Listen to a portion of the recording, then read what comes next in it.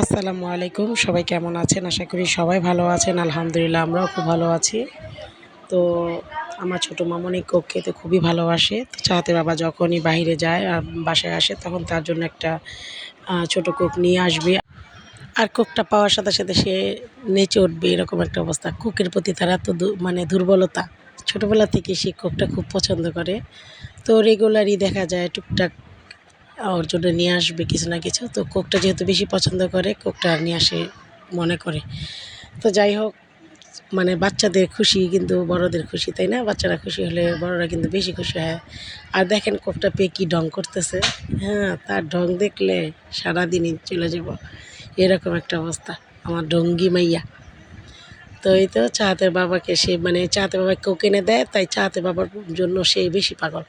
হ্যাঁ, মানে আসলেই বলবে বাবা কোক, বাবা কোক, মানে বাবা কোক আনছে কিনা দেখবো। আর যদি হাতে যদি কোক না থাকে তাহলে খুব অভিমান করে।